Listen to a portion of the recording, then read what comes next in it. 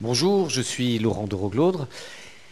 La planification initiale est souvent le parent pauvre des projets.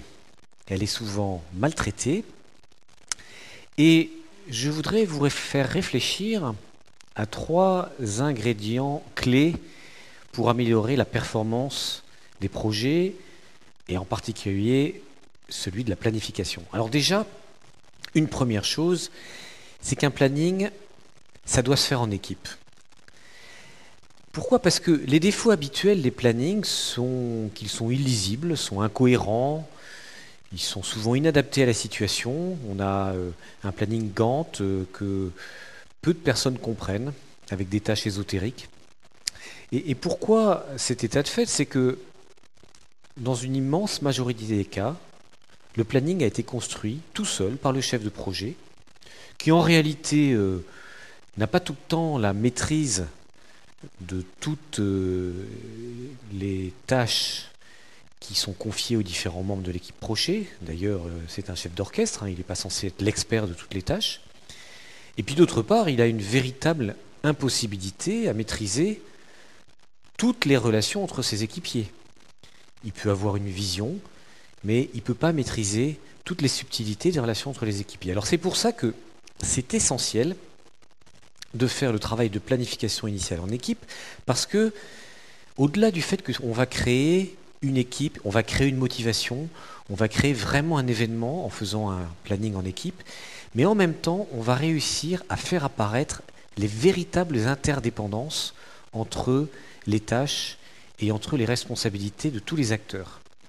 On va aussi d'ailleurs clarifier qui précisément a en charge telle ou telle partie du projet.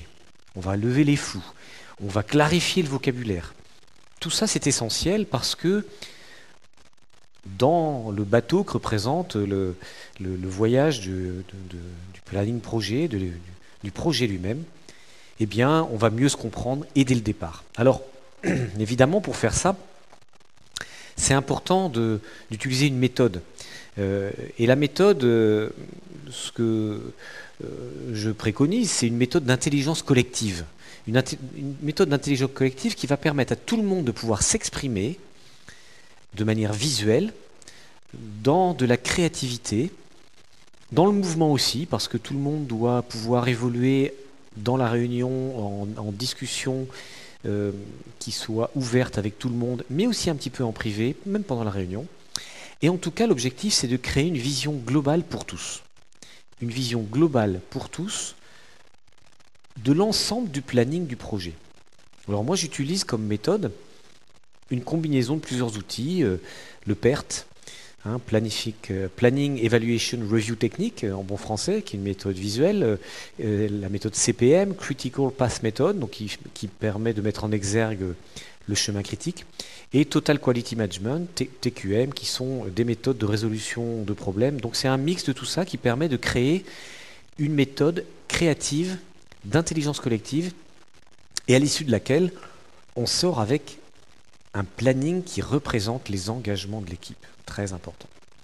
Alors pour faire ça, bien sûr, le troisième point, c'est que le chef de projet, il doit oser, parce que il faut qu'il ose aller chercher l'ensemble de l'équipe, qu'il ose aller motiver le management de l'intérêt de faire une réunion qui peut durer un certain temps, ou même quelques réunions, mais qui vont pouvoir produire un planning initial de bien meilleure qualité que ce qu'on a pu faire dans les projets précédents.